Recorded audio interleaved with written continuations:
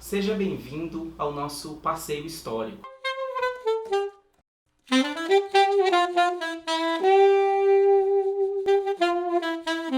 Por quais caminhos o culturalismo antropológico chegou ao Brasil?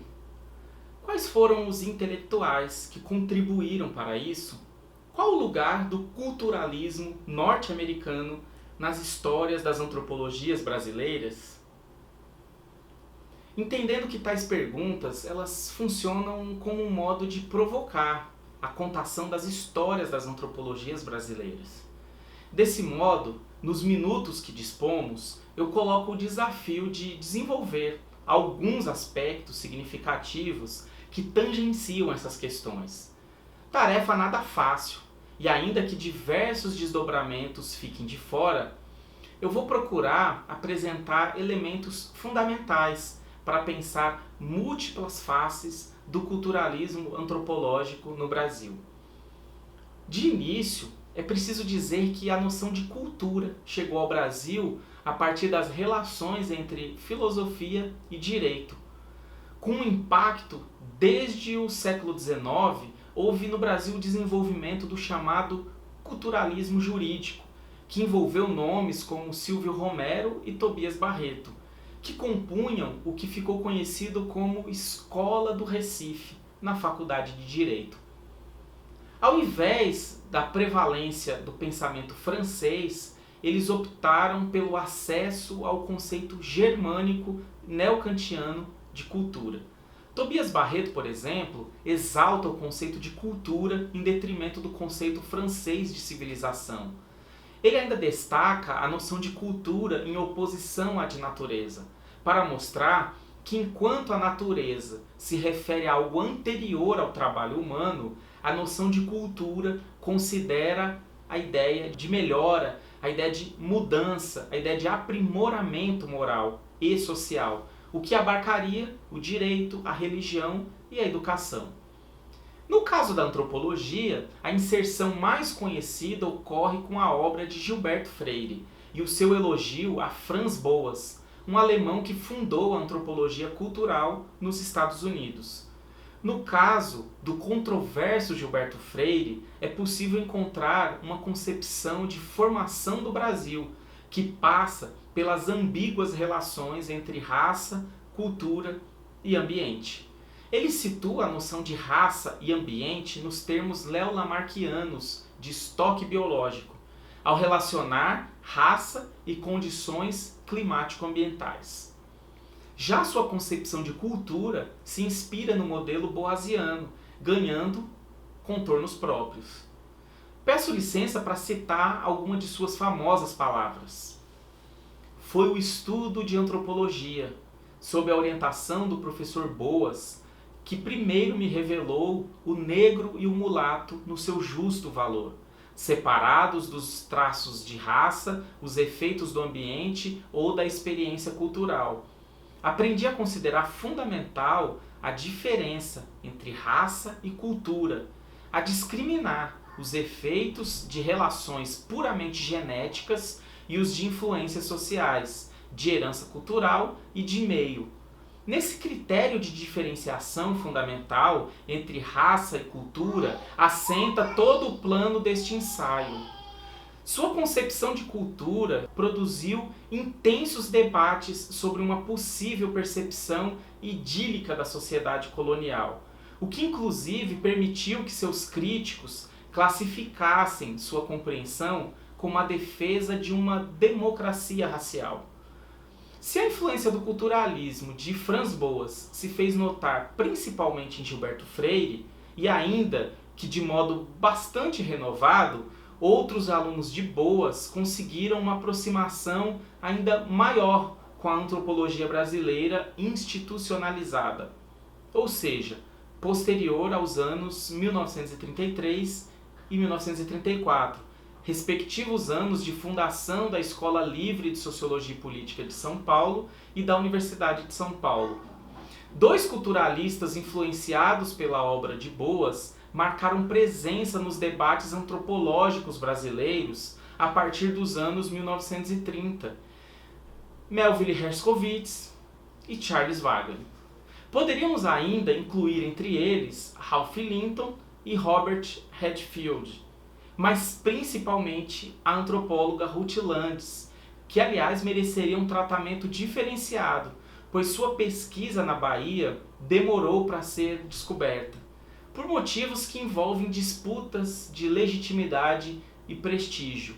3 perspectivas ajudam a entender as razões de sua obra ter sido silenciada. Primeiro, pelo fato dela ser mulher e ter levado uma vida moralmente livre, não convencional.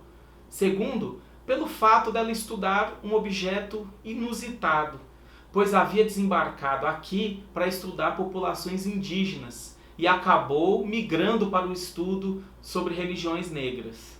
Terceiro, pelo fato dela compreender as suas descobertas de pesquisa numa perspectiva conceitual distinta da majoritária, que percebia o candomblé exclusivamente na chave da presença e dominação masculina. Seu livro, A Cidade das Mulheres, foi traduzido apenas em 2002 para o português, apesar de publicado em inglês em 1947. Melville Herskovits, por sua vez, teve outra participação na antropologia brasileira, elogiado por Gilberto Freire como um dos maiores antropólogos modernos. Herskovits viria ao Brasil no início dos anos 1940 para realizar pesquisas num famoso terreiro soteropolitano. Antes da pesquisa, ele trocou diversas cartas com Arthur Ramos, um médico que se havia tornado antropólogo. Herskovits então priorizou as relações entre religião e cultura afro-baiana, procurando pesquisar também as memórias africanas dos entrevistados. Ele trata sua abordagem como etnológica. Em suas palavras, o principal problema da ciência etnológica é a compreensão do comportamento social do homem. É assim que ele diz num texto de 1943, Pesquisas Etnológicas na Bahia. A herança de Charles Wagle é bastante conhecida a partir dos chamados estudos de comunidade, que tratam de pequenas cidades rurais tomadas como comunidades tradicionais ou comunidades em mudança, em processo de modernização. Ele aplicou esse procedimento na investigação acerca de uma comunidade no norte do país, num livro de 1953 intitulado Uma Comunidade Amazônica. Os estudos de comunidade operavam num procedimento comparativo que contrastava o local, o regional e o nacional. Os estudos de comunidade foram aplicados em pesquisas no estado baiano por meio de sua parceria como orientador de um projeto chamado Convênio Colômbia-Bahia. Foi um acordo de pesquisa entre Anísio Teixeira, responsável pela Secretaria de Educação e Saúde da Bahia, e Charles Wagle, do Departamento de Antropologia da Universidade de Colômbia. Como pesquisadores brasileiros, alguns nomes marcaram história: Gisela Valadares, Eduardo Galvão, Josildete Gomes Consorte e Tales de Azevedo. Outra pesquisa classificada como estudo de comunidade foi empreendida por Donald Pearson na década de 1950, numa perspectiva de comunidade em termos históricos, ecológicos e culturais. Do ponto de vista institucional, a pesquisa de Pearson foi realizada como uma parceria entre a Escola Livre de Sociologia e Política, a Comissão do Vale do São Francisco e o Departamento de Antropologia Social do Instituto Smithsoniano. Pearson coordenou uma pesquisa e uma equipe que contou com nomes como Alceu Maynard Araújo, Esdras Borges Costa, Fernando Altenfelder Silva, Levi Cruz e Otávio da Costa Eduardo. O resultado disso foram os 3 tomos de O Homem no Vale do São Francisco, de 1952. Um conceito importante para o período será trabalhado em outro momento, que é a noção de aculturação.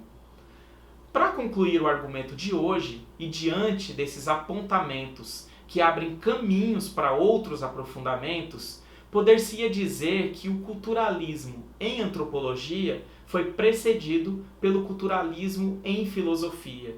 E o culturalismo norte-americano se fez presente na formação da antropologia brasileira, principalmente pela influência de Franz Boas, Melville Herskovits, Charles Wagner, Donald Pearson e Ruth Landes. Todos eles priorizando a temática do negro, em parte ou na totalidade de suas obras. Assim, produzimos agora uma curta apresentação sobre o culturalismo no Brasil, com toda a brevidade implicada. De todo modo, fica a esperança de que a semente produza seus frutos, que seja possível um mergulho renovado, uma leitura inusitada, um conforto ameaçado. Sempre é possível ter a zona de conforto ameaçada. E por isso mesmo estamos nós falando de histórias das antropologias brasileiras. Até breve.